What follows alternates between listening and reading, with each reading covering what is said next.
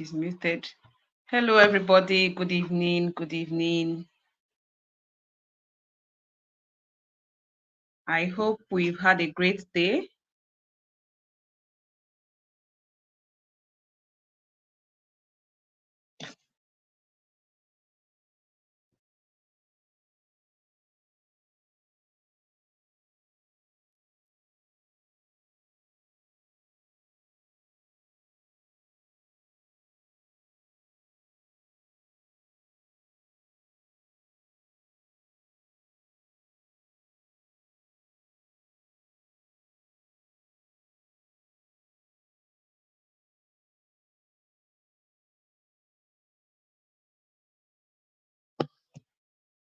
Welcome to the SAF webinar. I don't know if you can hear me. Drop a comment. If you have joined us for the day, drop a comment. I'm here in the comment section.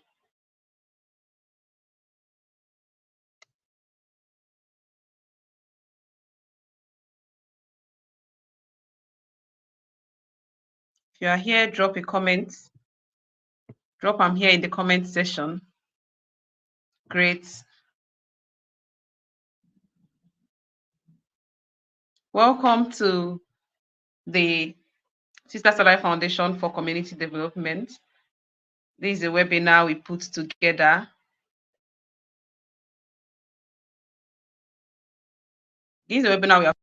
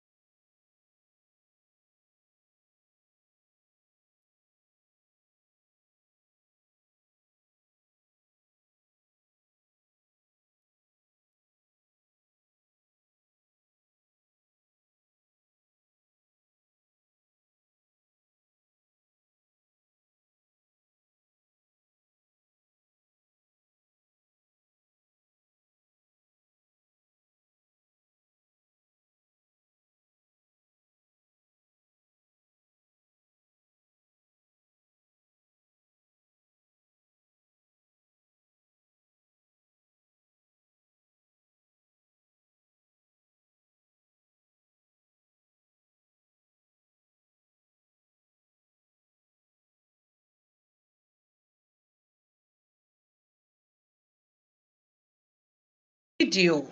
Yes, we're going to play a video to introduce our organization. If you are here, please drop a comment. Say, I'm here to learn. Drop a comment if you are here.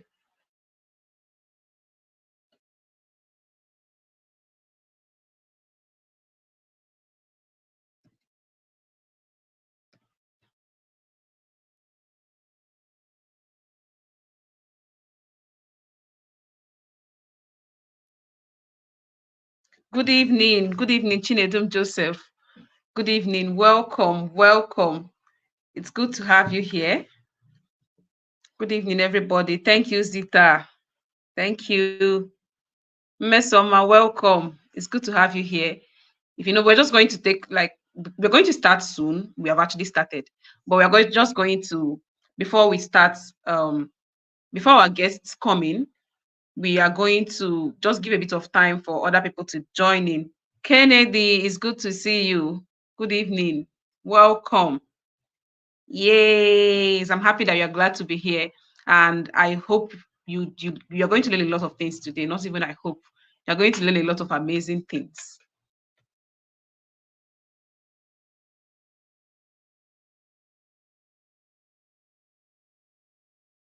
So we will start by introducing Sisters Alive Foundation while we wait for people to join in. We'll start by introducing Sisters Alive Foundation. So we're going to play a video now to introduce the organization. A video is going to come on the screen soon.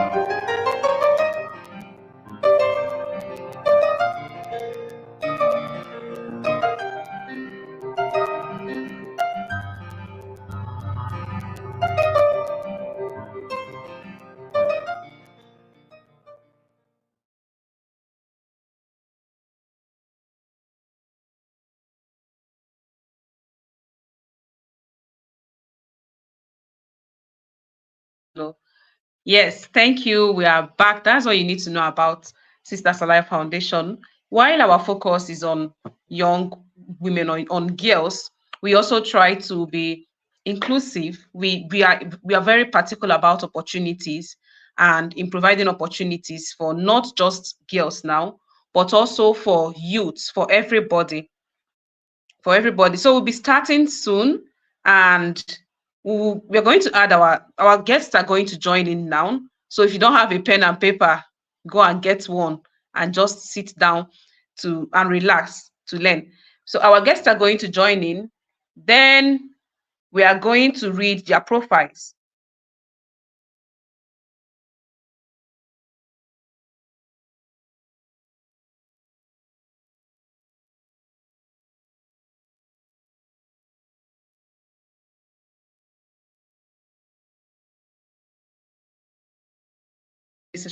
As soon as possible.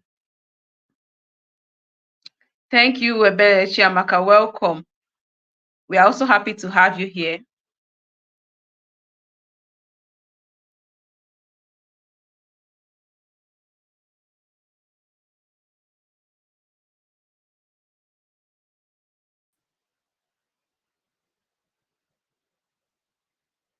Good evening. Good evening, Mr. Samuel. Can you hear me?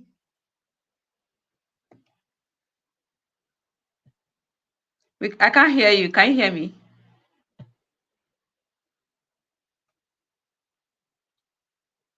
I think you are muted. Can you maybe try to unmute?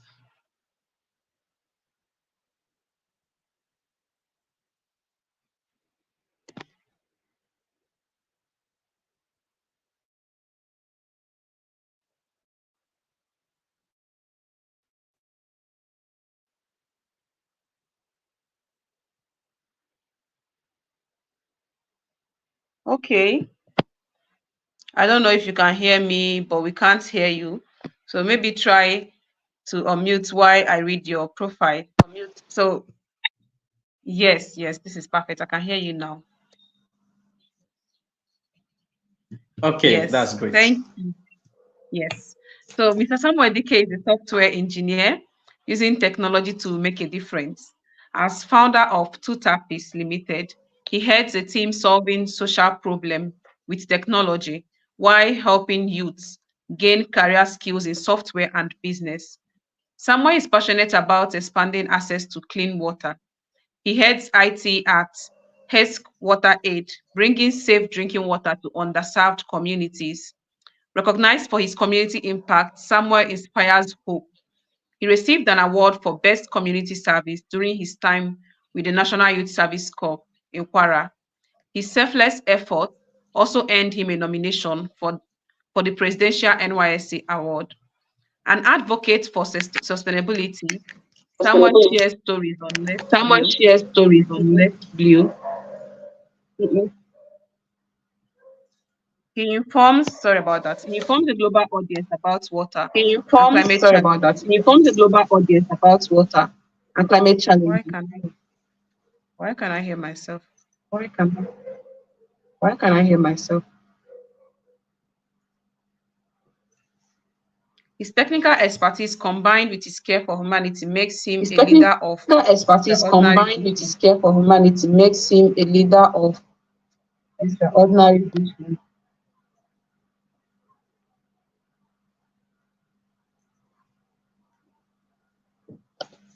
Okay, I don't know what the challenge is.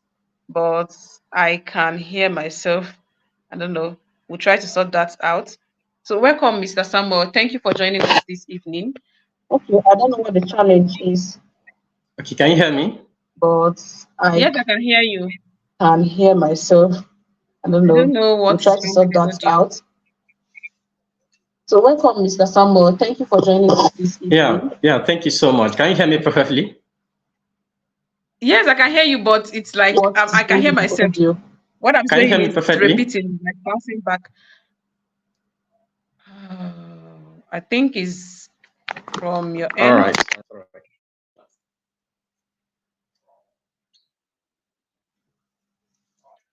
So I'll be adding the other guests now. We, I'll be we, we, adding. we, okay. It's fine over Can here. you It's hear fine me? over here. So it's not a Yes, but challenge here. it's taking a bit of time to deliver to you.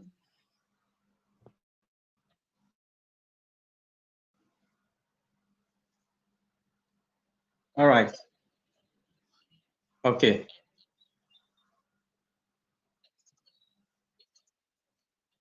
Mm, Probably. Let's forge ahead. Mr. Williams, good Yeah, I can evening. hear you very well. Let's forge ahead.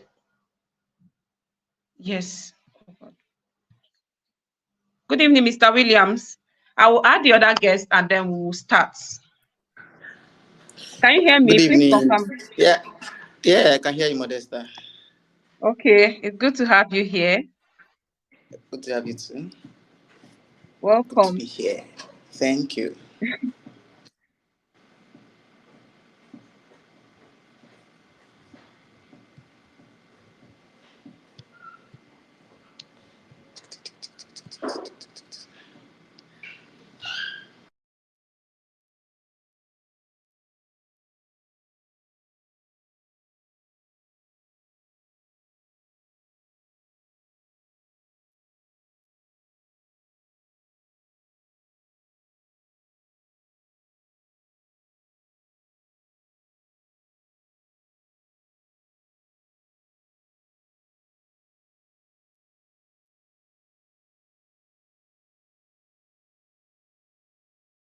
Before we're talking about tech today, so we have everyone we have today is something related to tech, and we're going to talk about how you're going to position yourself for global opportunities. Welcome, Mr. Williams.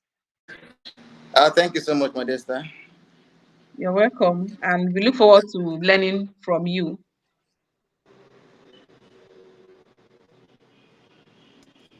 Hi, Miss Lillian. I don't know, is it a miss or missus? Hi, Modesta. It's fine. Lillian is just fine. Good to meet you. Okay, Hi, Williams. good evening. Good evening. Welcome. I hope you had a great day. Yes, yourself. I hope you had a great day too.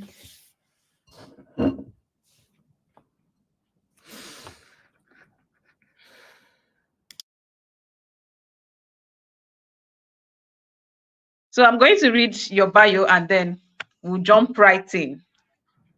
Okay. Miss Lillian Umakun.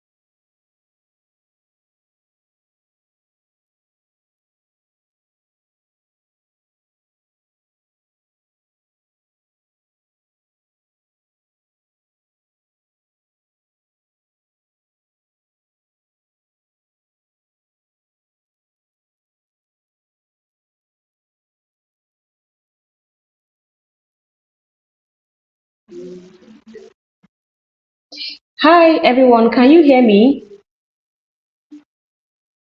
Yes, we can hear you. I Yes, suspect we can hear Modesta you. is probably having a bit of an internet issue. Oh, I'm so sorry. I didn't even know that you couldn't hear me. Oh, it was I We think even it's fine. see, network. like we've not heard a single thing you said. Like we Oh didn't hear my anything you God. said in her bio. So Just I give think me. I'll just go ahead and read. Let me just go ahead and read Lillian's bio before you Yes, start. please. Just read from your end. Lillian Omakune is a software engineer at Accenture, specializing in building innovative serverless solutions on the cloud with a diverse academic background. She holds a first degree in agricultural extension from the University of Nigeria, Nsukka, and a master's degree in food security from the University of Glasgow, Scotland. Lillian's pursuit of excellence led her to secure the prestigious Shively Scholarship, which enabled her to study in the UK and broaden her global perspective. After completing her master's, Lillian transitioned into the tech industry, where she has since made significant strides. She has shared her expertise and experiences at several high-profile conferences and workshops, including the Women of Silicon Roundabout at Excel London. Her contribution to the tech community have been recognized with the Power List Award at the Women in Software Awards by Makers in London.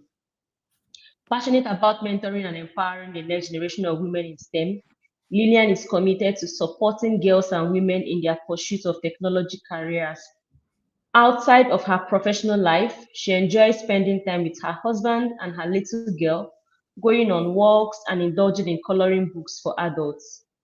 Lillian is also the creator of the YouTube channel, The Lillian Chinelo, where she shares tech-related content to inspire and educate others. Okay. Thank you so much, Evie. And welcome again, Lillian and Williams. I don't know, Thank but you. the names are rhyming. Okay, so we'll start with Mr. Williams. Though we have read Mhm. about you, but we would want you to share a bit about your professional journey, like your course of study, what you do now, and just information about yourself briefly.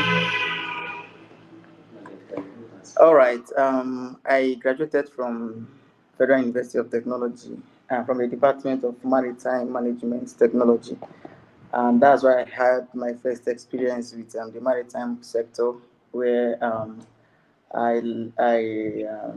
I worked with Nigerian Ports Authority, and I know they used to say maritime is the key to the world's economy because all the vessels actually come from the sea, and it's actually the world route. It connects the world, and all the major cargo are moved via ship. And so I actually had the opportunity of going to the Atlantic Ocean. Is it Atlantic? Yeah, the Atlantic Ocean. Yeah. From Lagos, we crossed the. We had a project to do then for NPA.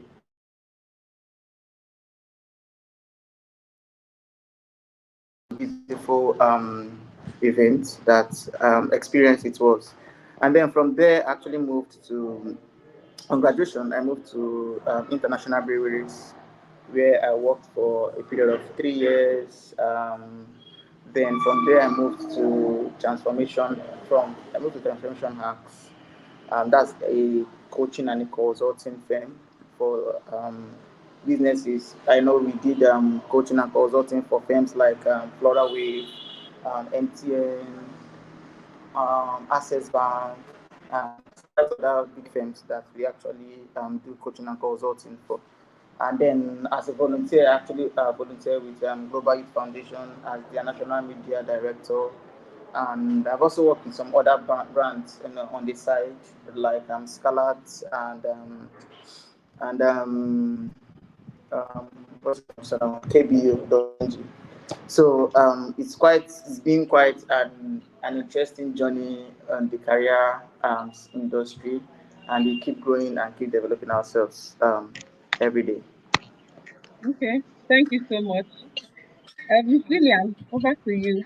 We would like to meet you, especially know about you, your professional journey, and what led you to the path you are in. Okay. My name is Lillian. Good to meet everyone. My professional journey.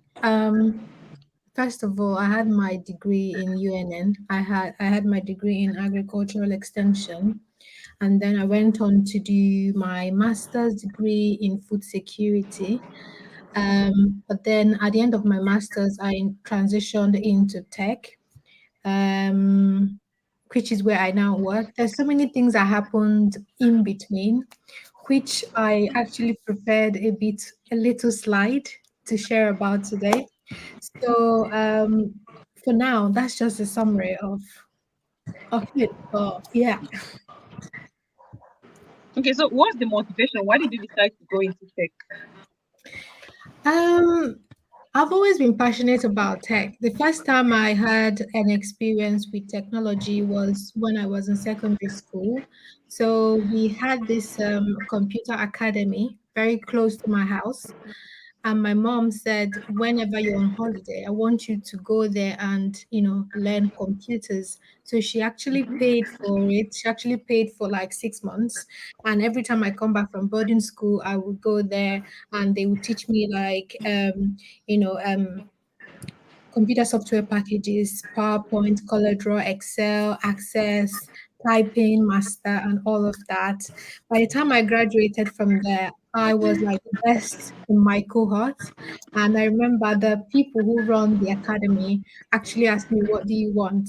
And as somebody who was like 50 years old, I said, "I want them to take me out for me to buy stuff like in a supermarket." And I remember buying so much for everybody in my class. So that was the first time that it actually occurred to me that this is actually very fun and exciting. And then off the back of that, everybody on our street at that time would come to me to fix whatever small problem they had on their Nokia 3310. And that made my mom so happy. So that's how I kind of that's where the whole interest kind of came from. Yeah. Okay, that's a very interesting story. Thank you for sharing with us. So, Mr. Yeah. Samuel, we would like to meet you. Can you tell us a bit about yourself, your professional journey, how you got into tech, and what's the motivation? All right. Good evening, everyone. Good Well, evening. my name is Samuel Dike. First of all, while growing up, my tech journey started from the quest for creativity. That was the first stage of it. That was when I was in primary school, when I was in secondary school. I had this quest for creativity and anything that looks technical. So I was always interested in cracking technical things, technical challenges. I was always there to ask a lot of questions. So, but I didn't actually know where the right path that will fulfill my passion at that moment. So that's why when we were in secondary school, I found myself much more interested in physics because physics answered a lot of questions. There were a lot of abstract things that were answered gradually. But because of that, I had a conclusion that I was made for things that relate to electronics. So I had this passion of studying electrical and electronic engineering, and that was I applied in JAMB to study that in Microeconomics University. But at the same time, I got admission in FUNAI, where I studied computer science. So that idea of computer science came in as okay, computer is trending because those days computer was just one of those things that we felt everyone when you learn it you can work anywhere. That's just what we knew. That when you learn computer you can work anywhere. That's just like the thing that we were told. No broad knowledge about it. So I felt like I want to work anywhere, and I also want to be able to use computer to do a lot of things. So I got into computer science during the orientations and exploring computer science for 4 years. I was like buried into the passion of computer. I automatically started programming, doing a whole lot of things before I graduated. So I became a software developer before I graduated, and that was when on final year I started Two Tapis Limited. And this is a company that helps to build a lot of software solutions for businesses. And ever since then, when I left school, funny enough, while I was in school, I was gradually also treading on the path of humanitarian services. So I volunteered a whole lot for NGO. And when I graduated, I saw it as a big opportunity during the NYC scheme to do NYC projects, personal community development project, which I found myself doing NYC projects. I was posted in a very remote community that everyone ran away, but I left. A whole lot of people ran away, but I left there, and that was where I was able to use technology to solve social problems. So at that stage, I discovered a new angle of life, which is the link between technology and social problems. And from there till this moment, we have channeled using technology to solve social problems. So that is where I am currently. That's very interesting. And I like the fact that you started something even while in school, like in final year, you already had like a clear path that you wanted to follow, and you pursued it. And that's very interesting. Mr. Williams, over to you. This question is for you now. You're starting officially. So we're in the age of social media. Obviously, everybody is online. Millions of people are online.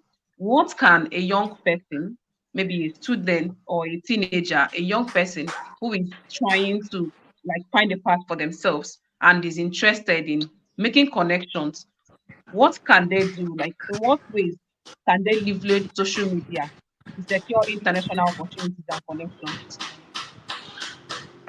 So actually tell people that up till today, from the last time I left school in 2016 up to this day, all the jobs I've done, I've not applied for any of them.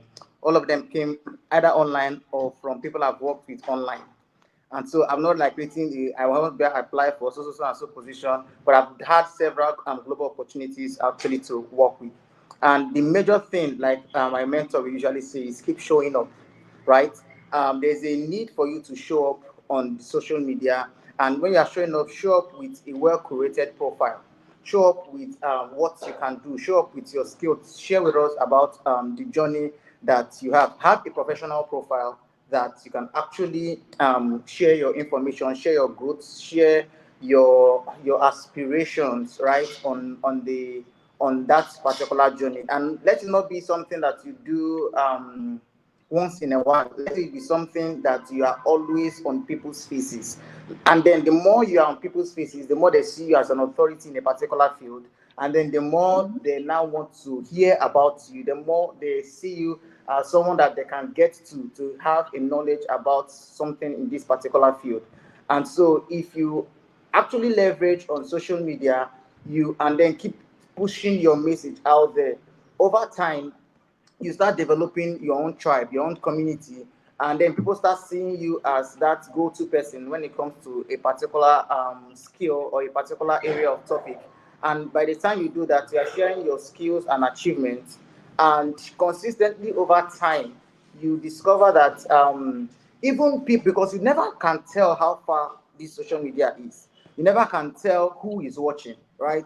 Especially with the development of reels, right? And this concept goes beyond just your followers. It goes much more than your followers, and you never know who is watching. And that is why we have thousands and thousands of stories of people that have succeeded via social media without having to meet any godfather, without having to know any special person, without having to leak asses or trying to sell yourself because you have nobody to help you out there.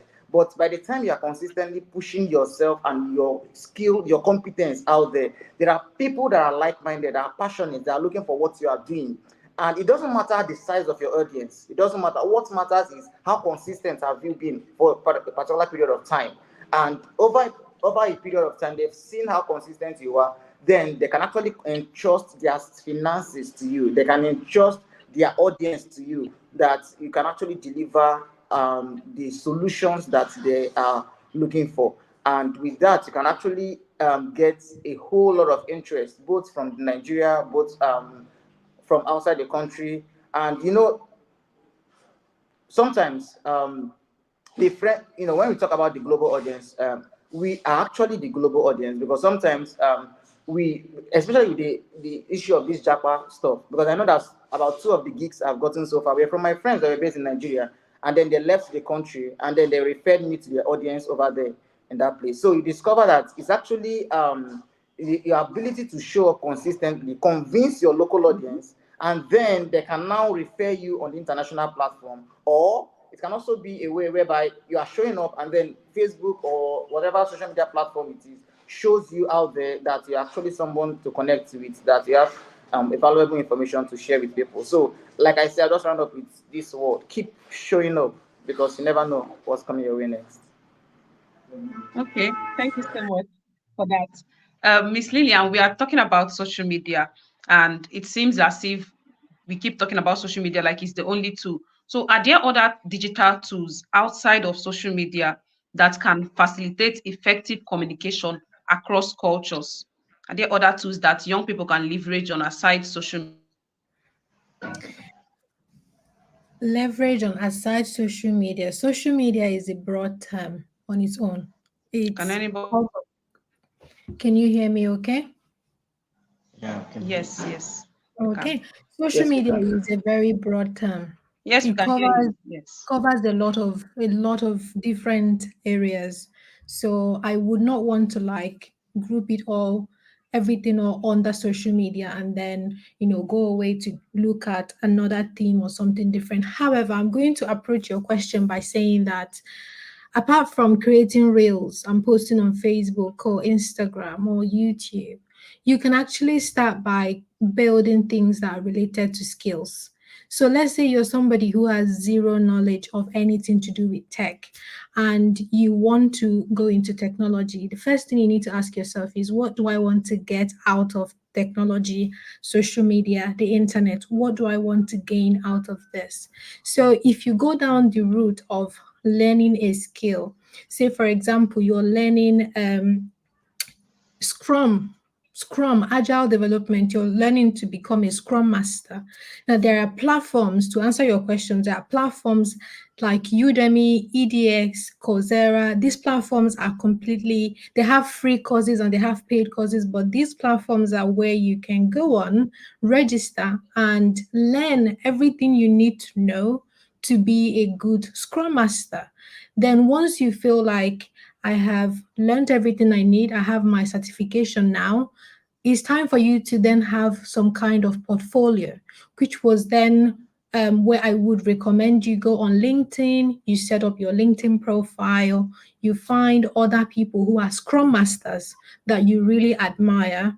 You try and be involved in conversations around Scrum, Agile development, waterfall. You try to engage that community in conversations to learn from people with more years of experience.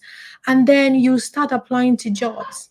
Now, as a complete beginner, one thing I would say is, do not limit yourself, do not disqualify yourself. Apply to jobs in companies that you admire, companies that have the same values as yourself.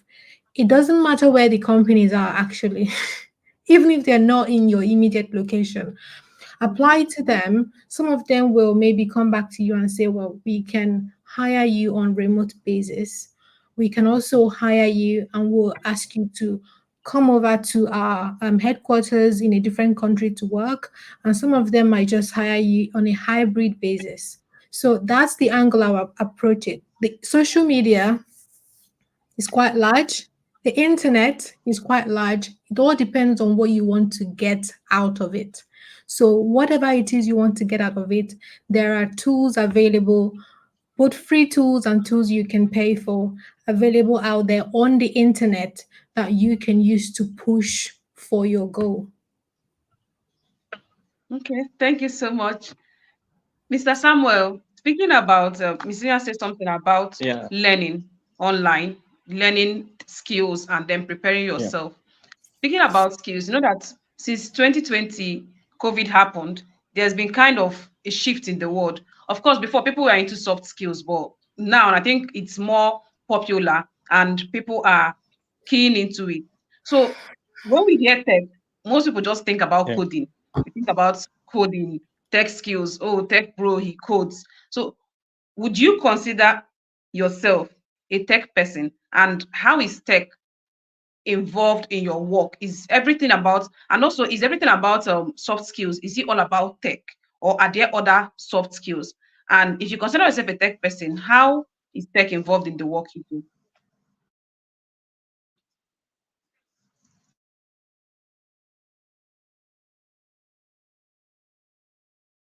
Is it my network or his? Can you hear me? I think his network.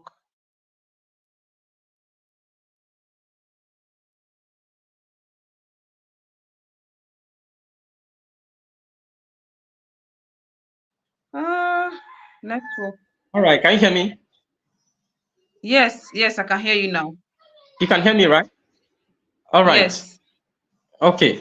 One thing is that when people hear about, when people get to hear about tech, most times what comes to their mind is that complex technical stuff that relates to only coding. So most people just summarize it to coding. They feel that if you're not coding, you're not doing the real tech. If you're not coding, you are out of tech. You are not on the platform of tech. But this is to clarify the fact that tech is a very broad platform, is a very broad term. And there are also levels and chains of professionals who play their roles on the platform of tech. So most of these professionals, some of them are the people who develop, who are the programmers, while some of them are the end users. When you learn the technology, just like Facebook, right? Facebook is a software that was built by the Mark Zuckerberg and his team. Now, this Facebook is a software that was developed, and on top of this software are people who make use of the software.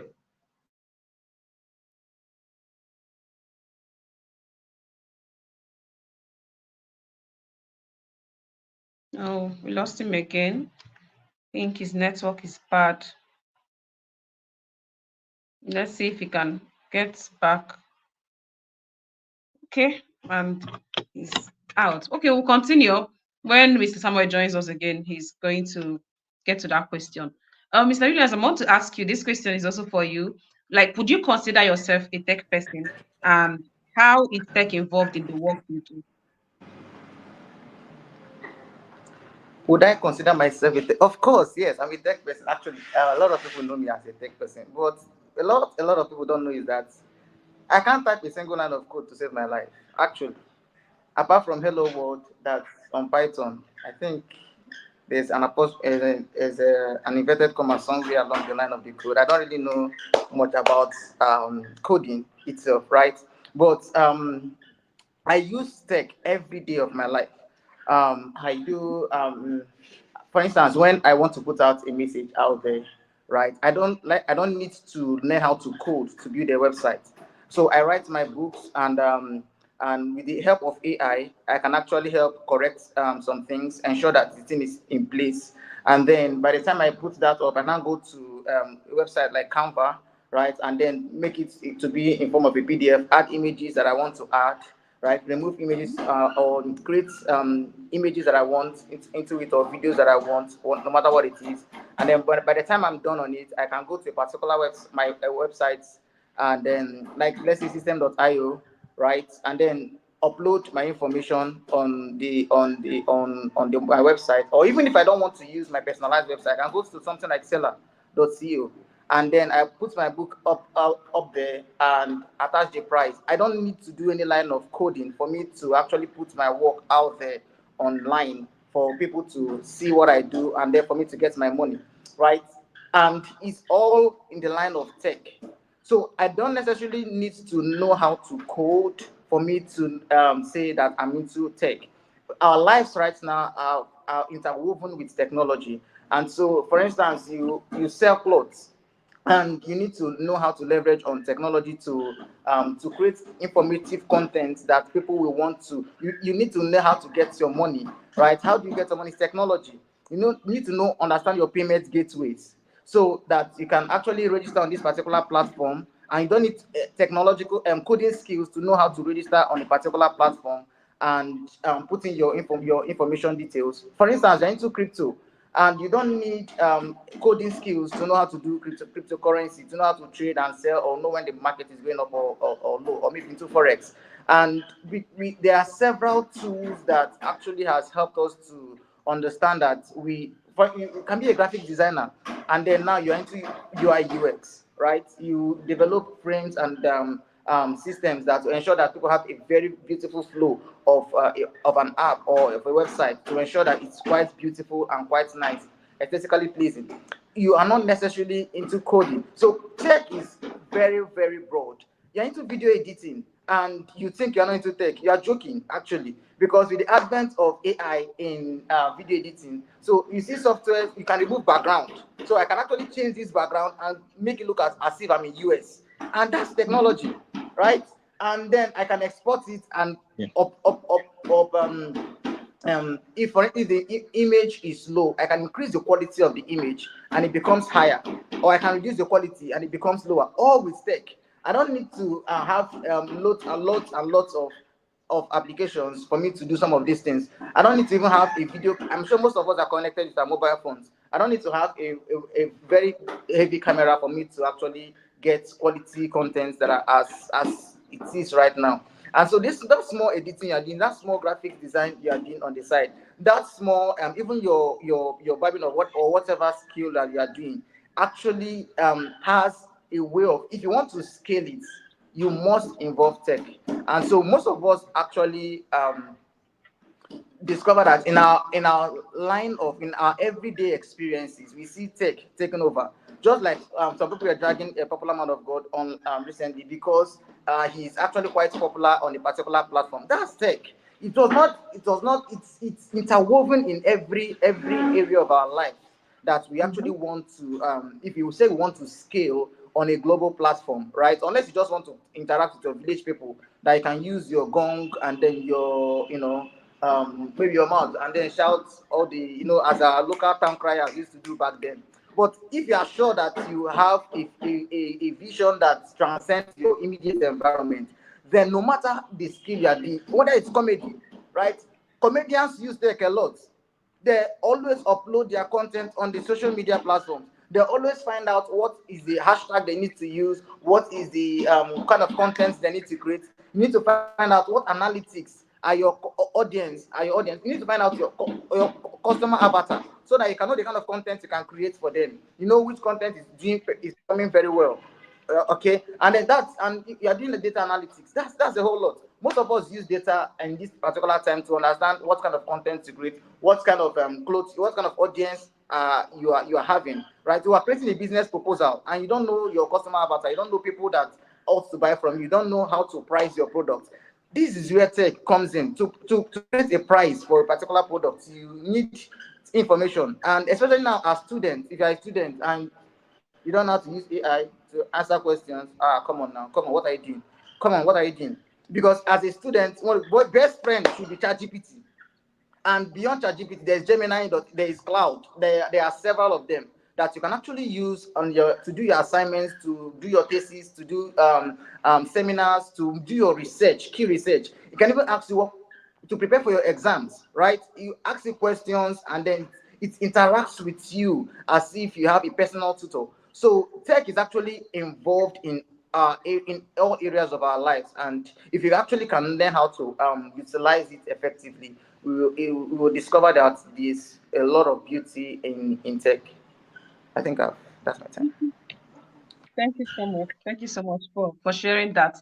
I think that even our village people now are also using tech. Everybody is online. So, Mr. Samuel, sorry, the network bounced you off. So, I want Yeah, you to maybe complete your line of thoughts before the network went off. And I wanted to yeah. share other skills in tech aside coding, like what other skills can people learn in tech? All right. Aside coding, there are a lot of skills that people can learn. And one of the skills that I encourage anyone can learn, no matter the level, no matter your background, is how to sell, right? Which is, you can categorize it under digital marketing. In Nigeria, digital marketing, people have used the term digital marketing to the point that it looks as if it's a low quality skill, right? But it's actually because people are just using it as a term for people that go around on the internet disturbing other people to buy something.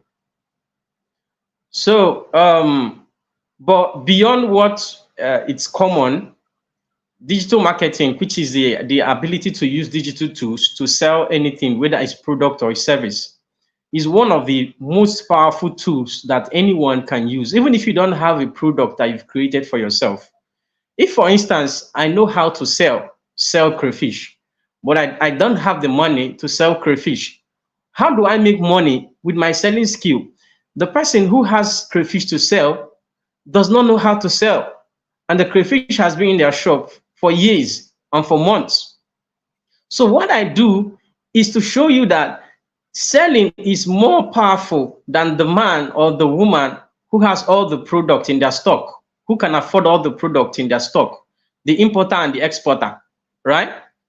That selling skill is more powerful than that person. Because if you have all the skills, if you have all the goods and services and you cannot sell, then is a problem. That means production is not complete according to basic economics. So to learn how to sell means to learn how to leverage, especially the social media and the internet at large, to gather the kind of audience that will be suitable for this particular product. First of all, it starts from the stage of researching to validate the kind of product you are choosing, to know if you have a reach to the audience that like the product. You do use a lot of tools online to make your research, and you can actually make use of trends on social media to know what is trending, to know what people are talking about at the moment, because what people are talking about at the moment can sell. So use a whole lot of tools online. You can make use of Google Trend. With Google Trend, you can know what is trending online at the moment. And when you plug into selling what is trending at the moment, then secondly, you learn how to target the people that will buy this kind of product. And that's actually where Facebook ad comes in. Learning how to run Facebook ad, learning how to run Facebook, Instagram ad, learning how to run YouTube, Google ads. So learning how to run this ad. So this is one of the most powerful tools on the internet, how to run ad. If you learn how to run ad to target specific audience, specific demographic of people who love this product without spending a whole lot of money and wasting a whole lot of money and time. So when you learn this thing, you will be able to pick any product, whether it's your product or another person's product. You'll be able to pick that product and make yourself rich and make even the owner of the product rich as well. So this is one of the basic skills that anyone, you can go online. So it means when you come across products or ads that talk about learning how to run Facebook ads, you should be interested in them. You shouldn't skip them and feel that it's not for people like us. You should be interested in them. When you learn most of these skills, like how to do these things, it helps you to make a lot of money and make a living online. You can help you to build a digital agency online that help people to run ad, help people to sell their product and reach the right customers. Let me tell you, every company on earth needs a digital marketer. Coca-Cola needs a digital marketer. Everyone needs a digital marketer. So this is one of the skills. I don't want to mention so many. This is one of the skills that encompasses everything we do. That even if I learn how to code, I need to learn how to sell myself. Do you get that?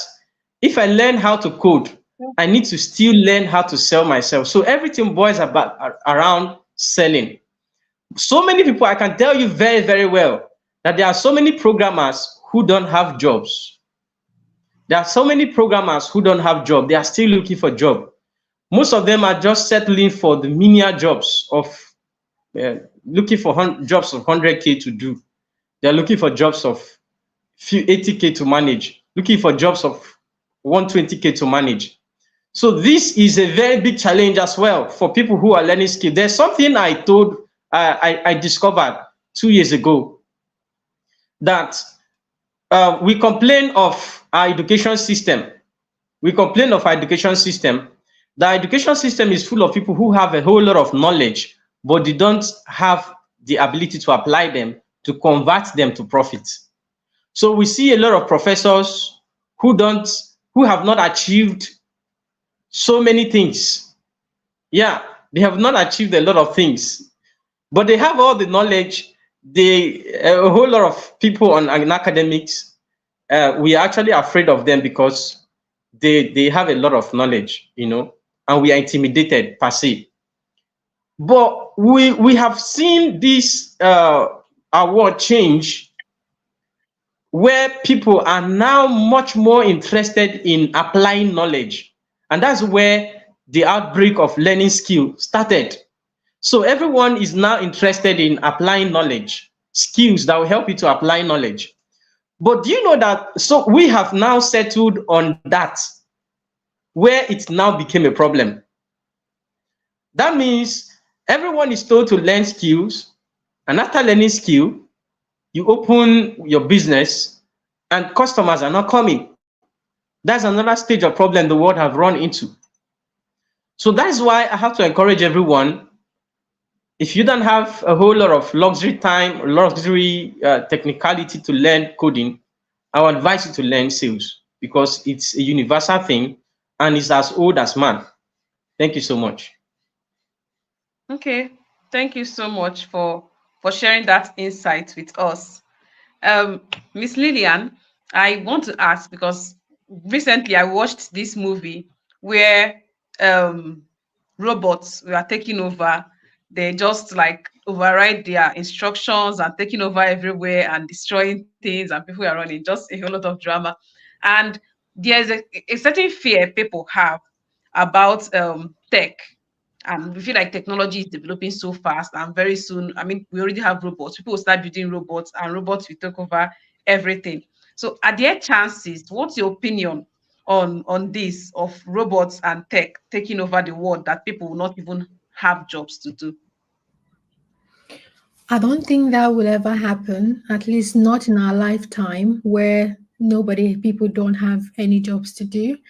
I do think that the advancement of technology, AI, there will be a point where some jobs will be lost, but some other jobs will be created. So, for example, as a software developer, I do absolutely love GitHub Copilot.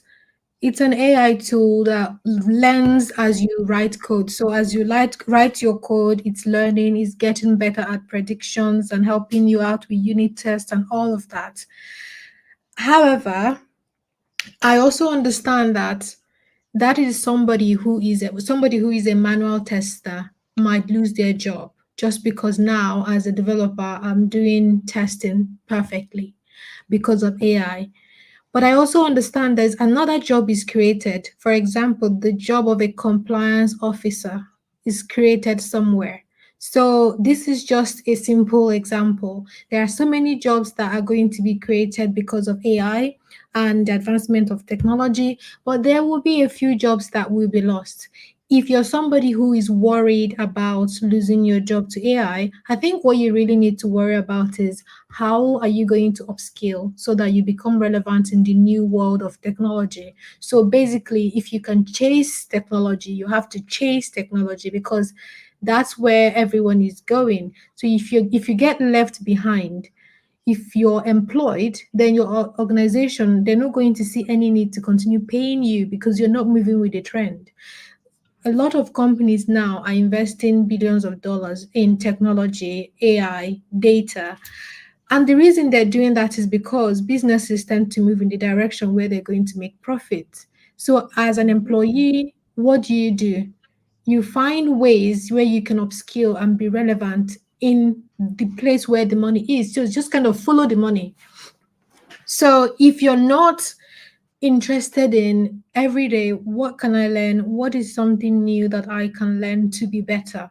If you're not doing that, then I think you're probably doing the right things.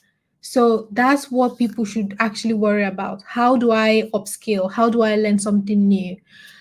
Don't think people need to worry about robots and robot taking over their job. I was at a restaurant recently and our food actually was served by a robot, and I got a video of it. And it was so hilarious because it was like screaming at us like, table 23, your food is here. I'm like, oh my god, I'll still prefer the other way around, where somebody just comes to you and drop your food without announcing to everybody that your food is ready. So by the time they're ready to take over the whole world, I don't think we'll be here. That's a long, long, long time to come. Okay. Thank you. Thank you so much for sharing that insight.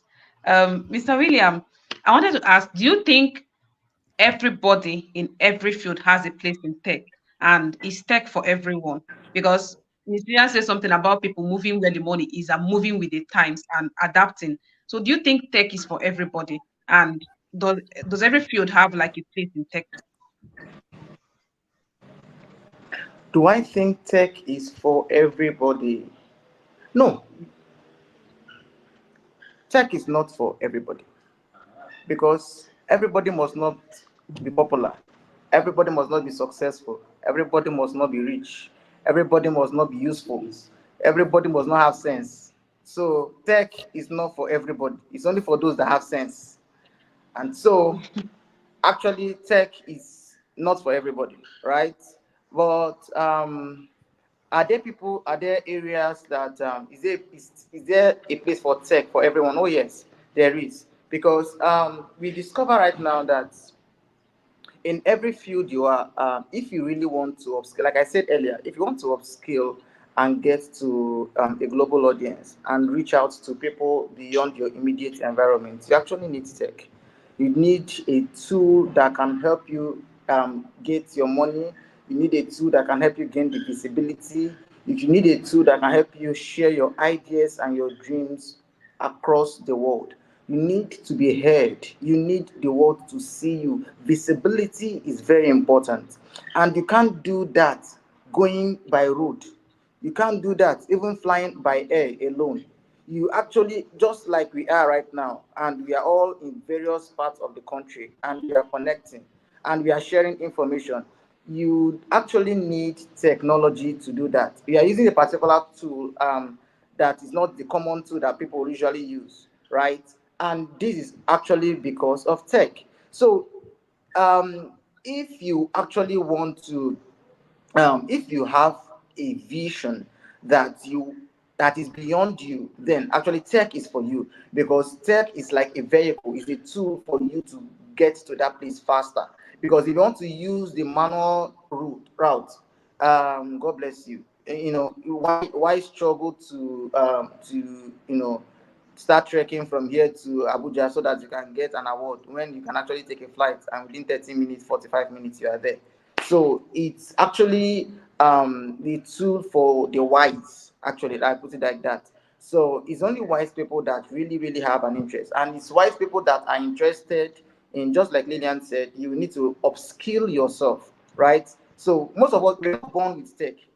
Okay, so we actually, it's something we learn. It's not, it doesn't come by default. It doesn't come by, so it's actually something that we learn. So it's those that are intentional about learning how to use it, those that really want to know how it works, how they can leverage on technology to impact their world. Then they can actually use tech. They can know how the tool works, and they have the patience to understand how it works and how to leverage on that particular tool. While others might call them lucky, while others might say they have special powers.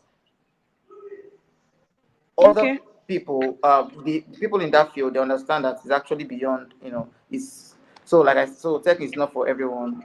It's actually for those that are intentional about how to use it and make it Okay. work. Okay. Thank you for that. Miss Lillian, I feel you might have a different opinion, and I would like to hear your opinion. It's a feeling. Do you think everybody in every field has a place in the tech sector, and is tech for everyone? You have a feeling. Okay. Hmm. So I feel like there is a space for everybody in tech, but that is anybody who is interested.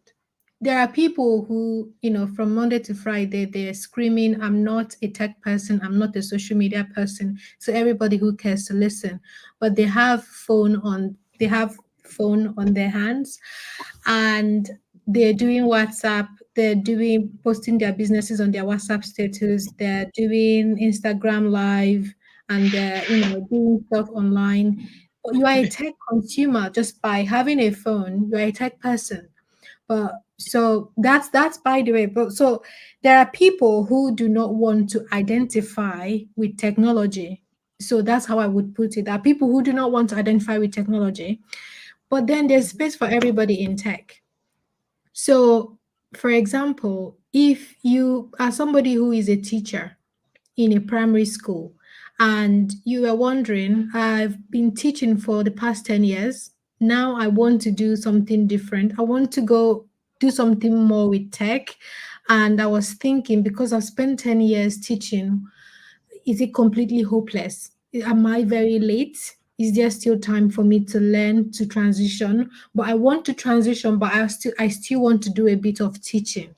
If the person was speaking to me, I would say something like, have you tried teaching people online using technology to do very interactive teaching materials, lesson materials? If you are like teaching mathematics, fun ways that kids can learn mathematics from you, putting that out there on the internet, or having a live classroom like this call now, and the teacher is teaching them mathematics, and the kids are on their iPads or their parents' laptop just listening to you. That's a way you can transition from being somebody in the classroom teaching with a whiteboard, or maybe depending on how remote where you are, maybe teaching on a blackboard with chalk.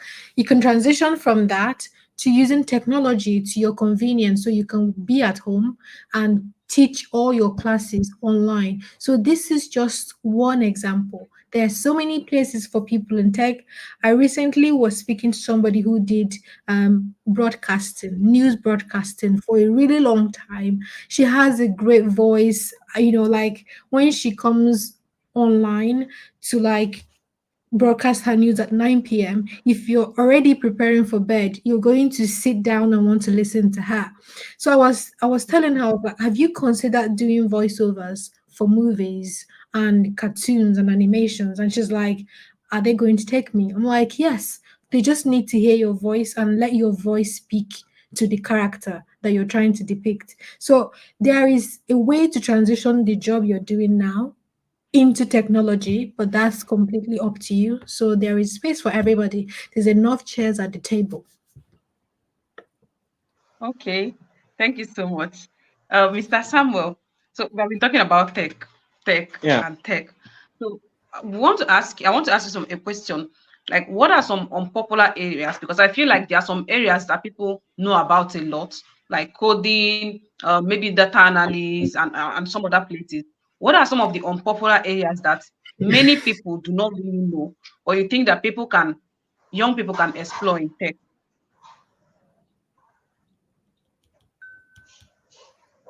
All right. Well, I would say that there are so many things that looks popular.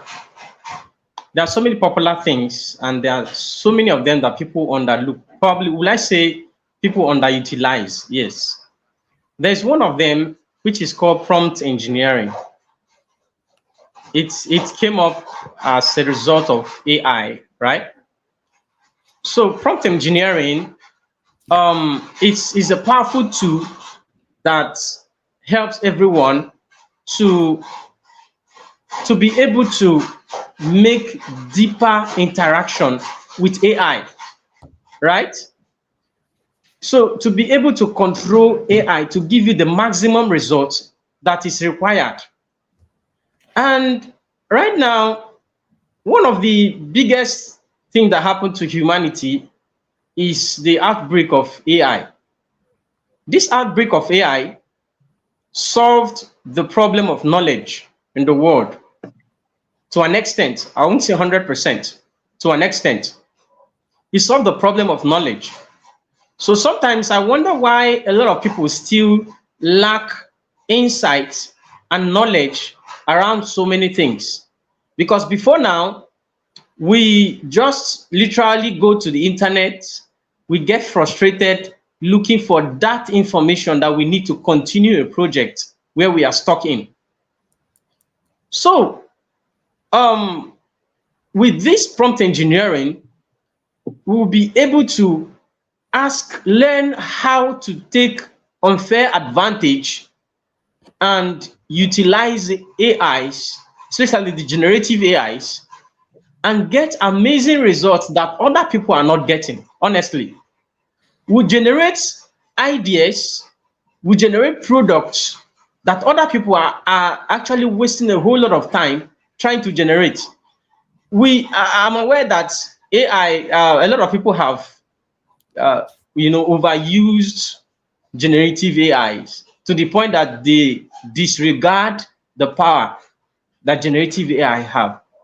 So that's why prompt engineering has now become, will I call it, a course on its own that anyone can undergo. It's an unpopular opinion though. Anyone can undergo that and be able to generate a whole lot of things. Like, I use prompt engineering for ideation. I use prompt engineering to generate new ideas, new concepts, new ideas. I use prompt engineering to make market analysis on and to validate an idea or a product or service. I use prompt engineering to collect enough data that will help me to launch a new product into the market. So it's way bigger than what I said, and that's a new field of learning that I will advise anyone to focus, because a lot of people are not talking about it. A lot of people are still touching generative AI on the surface. So it's time to go deep and really get more power of AI in our hands. Thank you so much. Okay, thank you so much. I also, this is an encouragement to everybody that is joining us today, because I feel like sometimes we focus on the popular ones that we don't even get to maybe even explore or research the one that is suitable for us. So anybody can be in tech, anybody can be in tech. And tech is for everybody, as long as you're willing to put in the work, as long as you're willing to learn. It's for every industry and every sector. We're going to take like a 5 minutes break. And Miss Lilia, you mentioned you had a slide. So yes, you're going to take like a 5 minute break where you get to just share something from your slides. Oh, okay. Yes. Okay. We're Are you to, going to project the slide from your end? yes. We're going to do that in a bit. I'm going to add.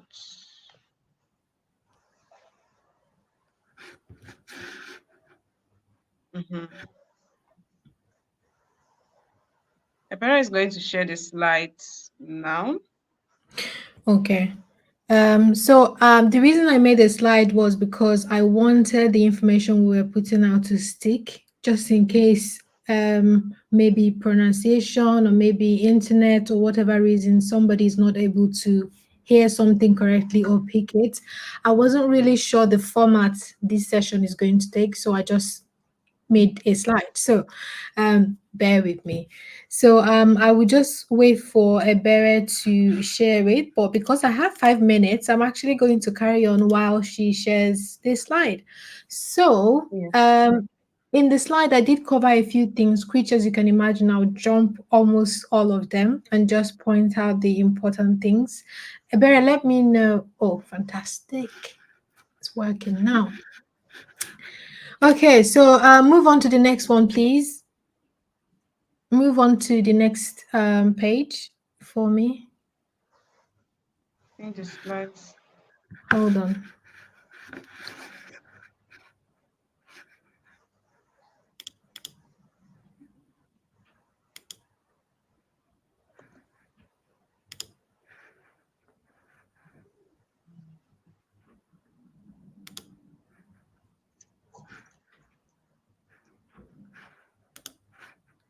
Just trying to do it from my end as well to see what's going to work. Whichever one works first.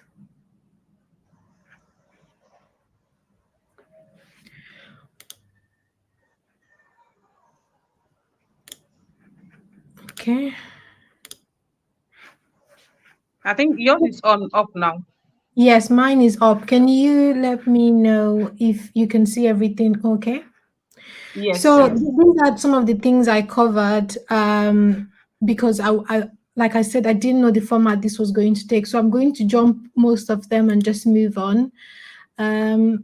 Next slide. It's not moving as fast as I would want it to.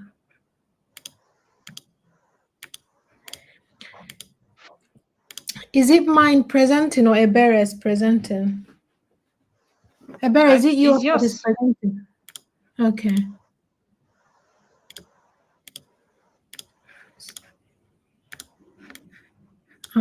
Just will okay, got it now. Okay, so I'm going to move. I've said all of this, and when I was asked to give this talk, what came to my mind for global opportunities, what international careers, scholarships, internships, and remote work. Everybody here today have talked about work, remote work, working, doing gigs that freelancing and all of that. But we haven't had any time to talk about scholarships and internships, but we've also talked about international careers. So, in terms of building a strong foundation, which I think is what, as a university student, I would really appreciate it if somebody told me this, what I needed to do, because as a uni student, at some point, you're very confused on what direction you need to go. So, technical skills are important, which is one I talked about. Learning about any skills, whether the skill is popular or not, as long as there is a demand in the market for that skill. Then soft skills, like you mentioned, Modesta, soft skill or people skills as they're called now, you need to learn effective communication. English is not our first language, but again, that's not an excuse because that's our official language. Cross-cultural competency, when you meet people who are not from the same part of the world or the same state as yourself, how do you relate to them? Emotional intelligence, how do you talk to people in certain situations? Then I talked about extracurricular activities, which involves as a student, what are you currently doing now in the university to kind of put yourself in a better position when you graduate. Then I talked about upskilling, academic excellence, and failing fast. Some people might wonder, why do we have failing on this slide? Why do you want me to fail? Like, I don't want you to fail, but I know you're going to fail at some point. I want you to fail and stand up as quick as you can. Don't fail and just give up. I'm not going to do this anymore. This tech is not for me. So moving on, leveraging technology and the internet, we've also touched a bit on this. You can just first of all start by learning a skill, but ultimately you need to know that you need to have some kind of digital presence. This can be professionally on LinkedIn, this can be your portfolio on GitHub or wherever your portfolio lives. There are so many other platforms out there you can use for networking. So that's where I said networking online. Also, I'm a big fan of building your personal brand. When people think about you, what comes to mind?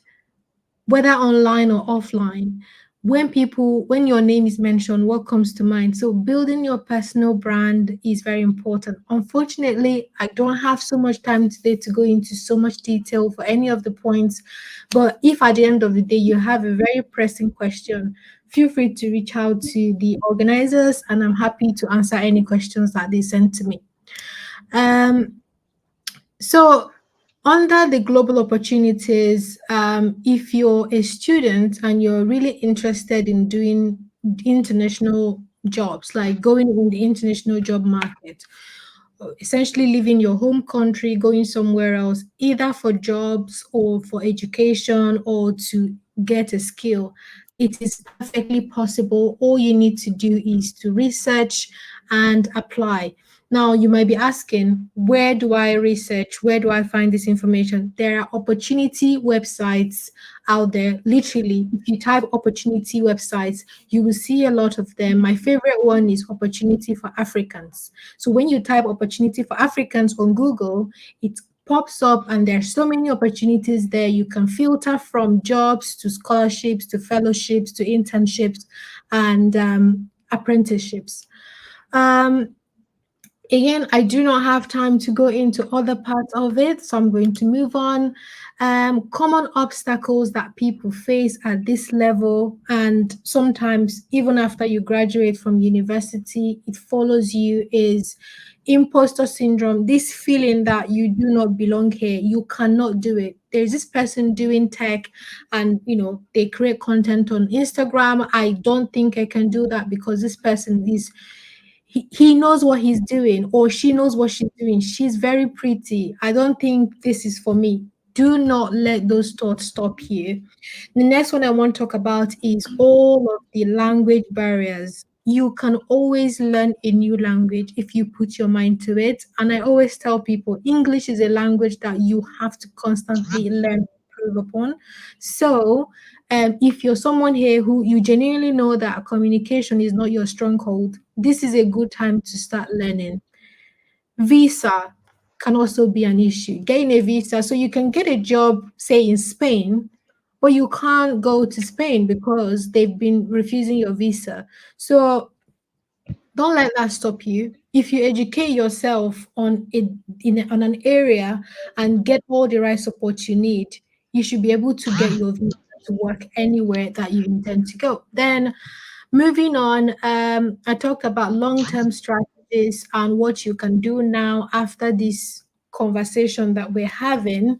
What you can do now is you can start by cleaning up your LinkedIn profile if you already have one. If you don't have one, maybe create one, put an appropriate picture there and write something meaningful. There are so many blogs on the internet that tell you how to optimize your LinkedIn profile.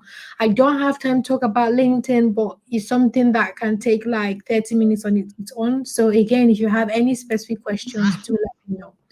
So my conclusion is it's never too late to start. When I transitioned into tech, I left uni. I was 26 years old. That was the time I finished my master's degree in Glasgow at the time. I've seen people transition into tech at 35. So there is no time that is late. It's better for you to start today. Now be intentional. The first grant I got from when I was in Nigeria, I got a US grant for something I was doing in the community. That grant, I applied for it with my phone. But one thing I noticed was that at that point in time, for every application I sent, I was intentional about it from the comma to the full stop. So don't be somebody who does something carelessly because you don't know which of your applications is going to work, and you don't want that one to be the one where you did something that you shouldn't have done, something you should have been more careful about. Now, as a university student, it's absolutely important to have an open mind. Have an open mind. Don't have your mind set on the fact that you have to be a data analyst. I want you to have an open mind that actually you may be a data analyst, or maybe you might be an AI engineer, or maybe you might be a compliance officer. Just have an open mind and see where the world takes you. So that's all from me. I did put a few pictures here for my journey. During my NYSC in Abuja, I did quite a lot of farming because, again, I studied agriculture and I was working for an international organization that has something to do with farming. So I was farming, and it was from farming and teaching other people to do the type of things I was taught to do. So we had access to hybrid seeds and high yielding seeds. And I would always take those from the office with permission, of course. And I would kind of experiment on those by myself. And other farms around me then in Abuja wanted to know why the maize was taller and had bigger bigger corn cobs. And I would obviously like have like a farmers day session where I tell them why my own produce and harvest was different from theirs. And I did that, and it was from that that I got Shivning scholarship to study at the University of Glasgow, where I did more planting and more crops. But this time I was doing the planting and the crops and the agriculture in a kind of in a global environment with people from different countries. So we had like a blended experience. So I had the most fun there.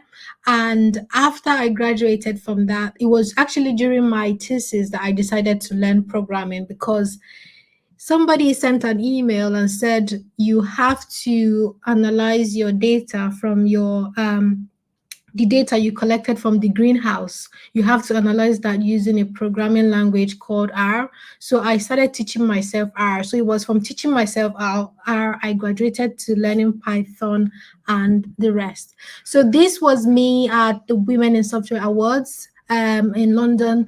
And then this was me at one of my in-office days, because I work mostly remote. So yeah, that's me. So I don't know if anybody has any questions, or if you're watching this video sometime in the future and you have any questions, you can always just pop right here on YouTube and just leave me a message or maybe a DM, and I will try and respond. So that's it. Okay. Thank you so much. Thank you so much for sharing that. Please, if you have any question, feel free to drop it in the comment and I will read it out for our speakers. So before we conclude, Samuel, I would like to ask you a question. Are there things that you think you could have done better at earlier stage of your career that may have pushed you beyond the stage you are right now? And what would you say you would have done differently right from your teenage years?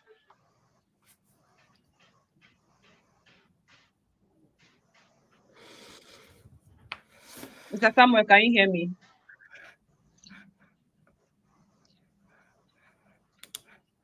I'm not sure he can hear me. Can you hear me?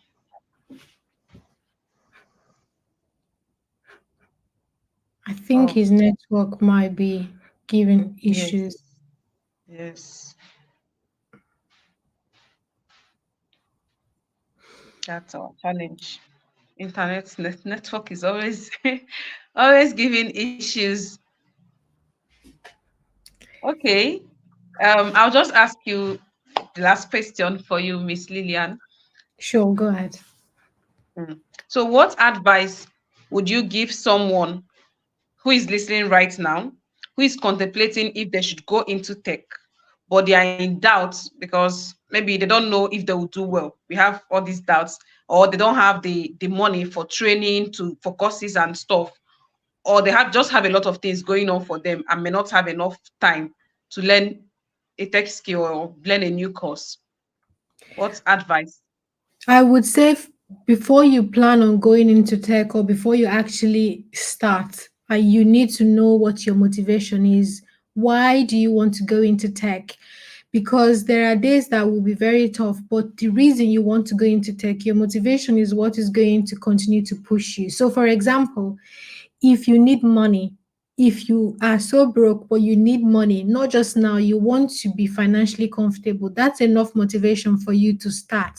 So I would say stop second guessing yourself. There is no way to know 100% that you will fail or succeed if you don't start.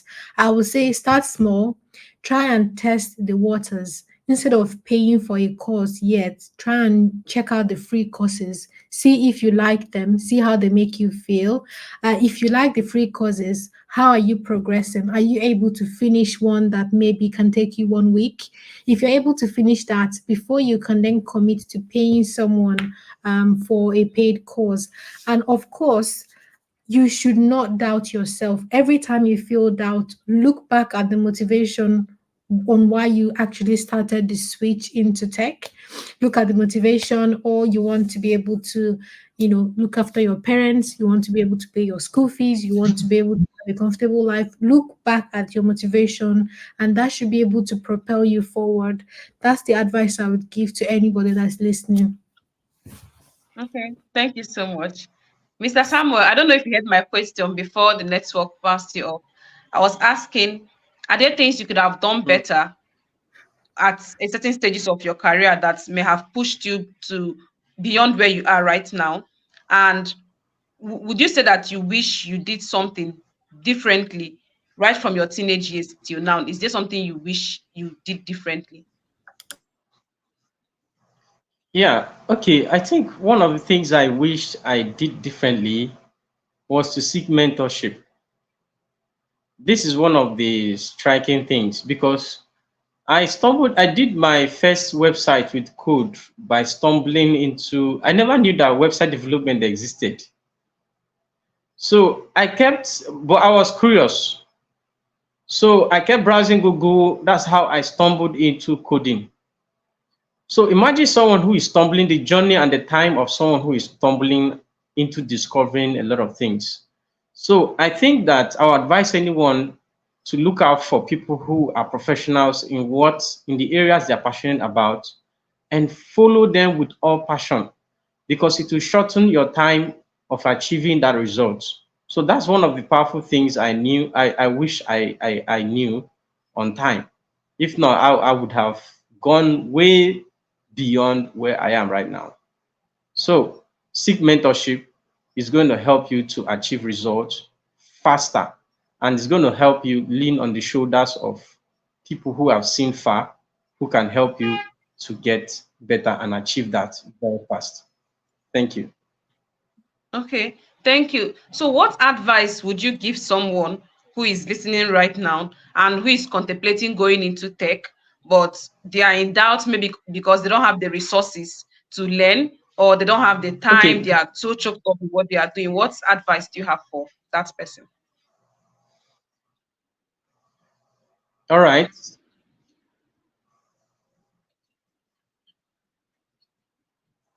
Okay. For people who are interested in switching into tech, most times there could always be a path we found ourselves, and we are so dogged that we wouldn't want to change that path because it has been a lifetime passion to become professionals in those areas. And now you are seeking interest in tech. First of all, there are two categories of people. There are people who are currently not achieving success in where they are, and they just wish they can get something doing. Yes, they just wish they can get something doing. And most of those people, um, they are not really investing. They have so much time to invest into tech, into learning one or two things. So, what I would advise such people is to develop that passion strongly because it takes passion. Sometimes we think it all takes money. It takes passion. When you have that passion, you go online, utilize the data you have, go online and consume a whole lot of resources. Search Google, search AI. Thank God for AI because then we never had AIs. We never had generative AIs. Search Google, search AIs. Ask a lot of questions. Ask a lot of questions like a hungry man. A hungry man is angrily going on the internet and it's not there to settle for fun. He's going there to get knowledge.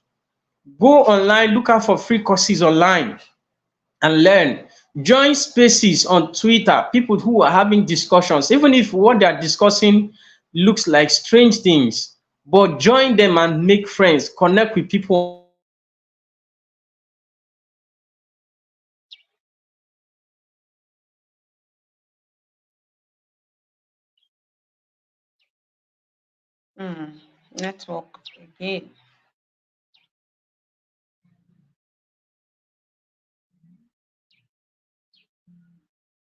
You cannot hear him. Okay.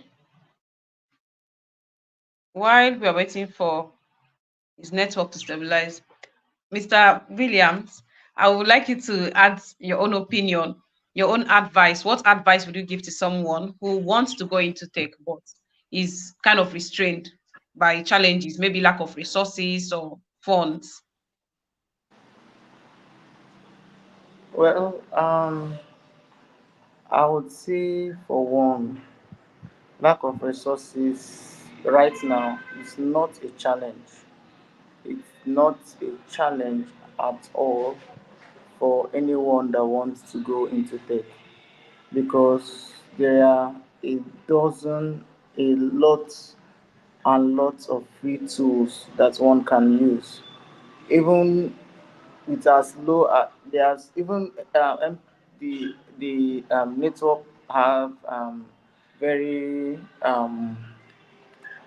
small plans that even with 100 naira you can access YouTube at night and have access to lots and lots of resources that you can actually download information and watch information and upskill yourself as much as possible. Right. I think the challenge is not necessarily lack of resources or not unavailability of trainers.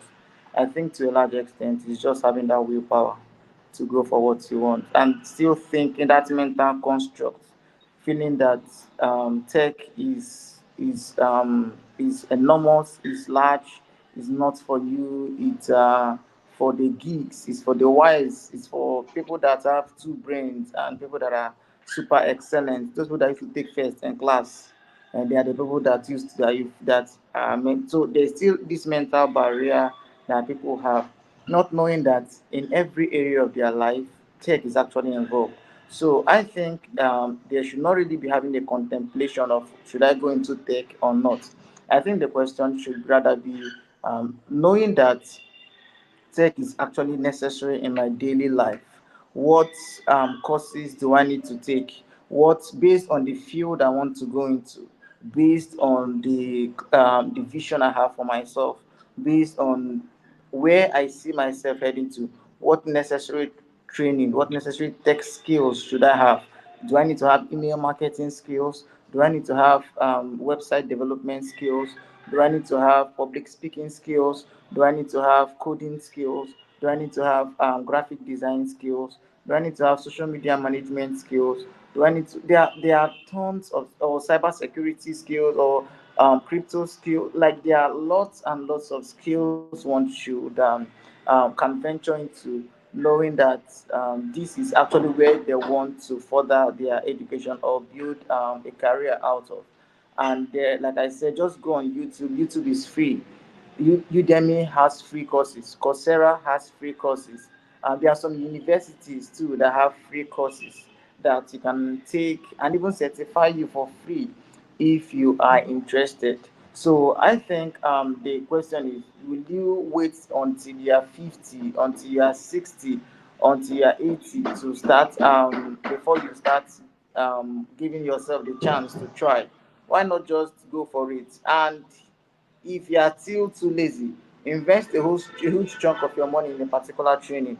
Bring out the money you've not brought out before. Let's say it can be 5,000, it can be 10,000 naira, and then pay for a particular training and ensure you go for it. Because sometimes I think the fact that it is free makes most people not to really go into those classes and finish up their courses. So by the time so they invest their resources and you've paid like 50,000 naira um, to attend a particular class, and you know that you really need to finish this class, you need to apply this class to ensure that you have a return on your investment. And so if we can actually understand this, we will go far, and the earlier we start the better for us. Thank you. Okay. Thank you so much. Thank you for your kind words and your valuable words.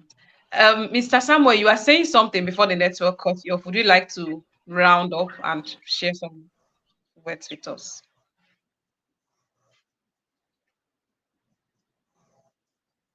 Okay, what I was saying is that people have to leverage on the time they have on the internet. Let's not just think that all the knowledge is on Facebook and Instagram and the rest of them. We can deep into the internet, get access to a lot of free courses. Like he talked about night data, most of those challenges that Nigerians have at those stage, look around a way to overcome them. Subscribe night data, download courses on YouTube, on Udemy, watch a lot of courses and get even free courses can give you a good foundation. From there, follow people who are doing those things online, and it's going to gradually put you into that path. Then there's another set of people who are probably students or people who are working. These people don't have time. So a lot of them, in fact, it looks like a story telling them to move into tech. Because if they're going to move into tech, are they going to stop their job? What are they going to feed with? So these are the challenge, one of the challenges.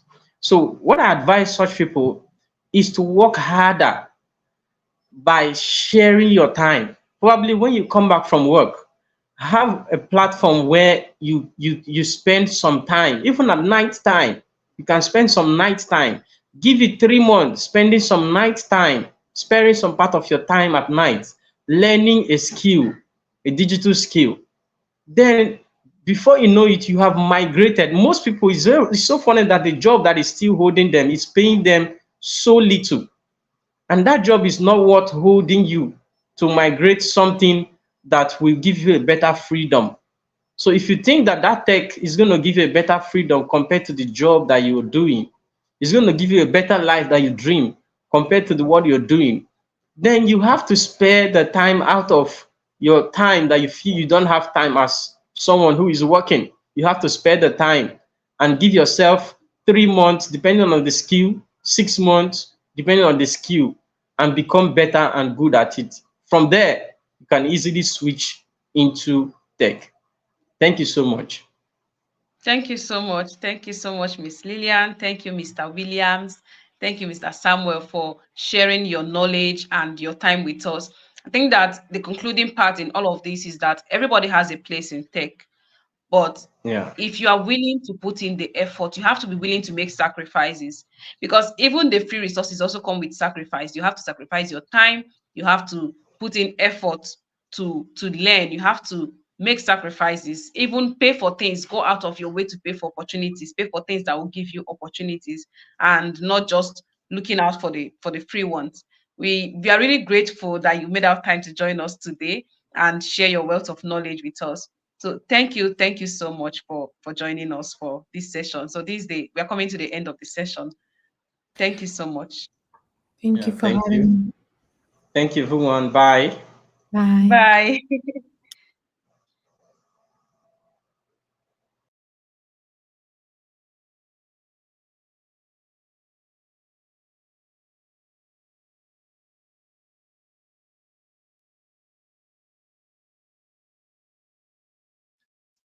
All right. It has been almost 2 hours of learning, almost 2 hours of knowledge. We have just been learning and learning and learning.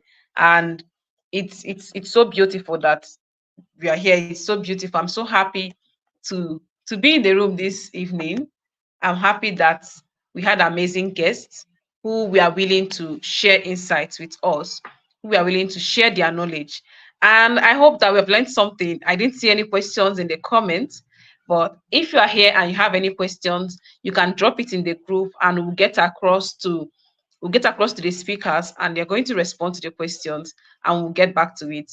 Thank you so much. We'll also be dropping a feedback form in the group so you can give us a feedback on the session so far, on what you have learned in the session. We would love to hear your feedback. And tomorrow is day 2 of the webinar. It's still going to be loaded, just like today.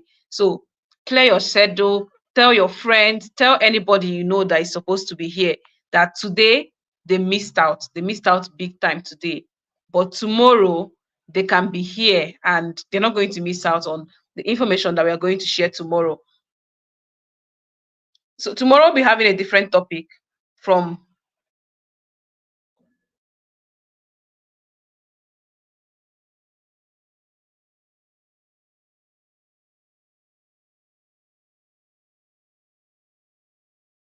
tomorrow we'll be having a different topic. We're talking about the opportunities in climate change, everything about climate change. I know that climate change may seem very ambiguous and very abstract, like we can't relate to it.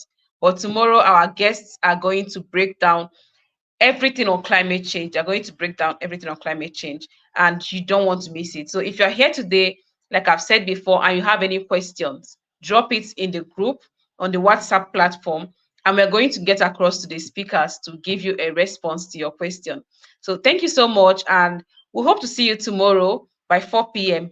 Don't be late. If you are late, you're going to miss a lot. Thank you. Thank you so much. Thank you. And I hope that each and every one of us learned something today. And before we go, if you learned something from today's session, I would like you to drop a comment. Tell us how today's session was. Was it amazing? Was it enlightening? Tell us how today's session was, and what's the one thing that you're picking up? Like, what's the one thing that stood out for you? I would like to see your comments in the comment section. Drop a comment. Tell us how this session was for you and what stood out for you. Yes, Princess DK said, really educative. Thank you, Princess. Thank you. I'm really looking forward to reading our comments. So let's drop our comments. Tomorrow we're going to have three speakers too, who will be speaking to us about climate change. Our speakers will speak on climate change and then the current trends to pay attention to for opportunities in the global space. So thank you so much, really insightful. Thank you, Ebere. So tomorrow we are going to, you don't want to miss it. I would like to see all of us here tomorrow. Come and learn about climate change. Come and learn how climate change affects our daily lives, because we think that climate change is just it doesn't concern us, it's a Western thing.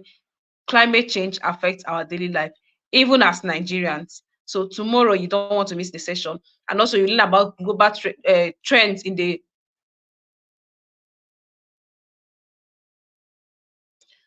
and you're going to learn about the current trends to pay attention to in the global space. So some global trends that you need to pay attention to if you want to succeed in this 21st century. So thank you so much, and I look forward to seeing you tomorrow. Bye.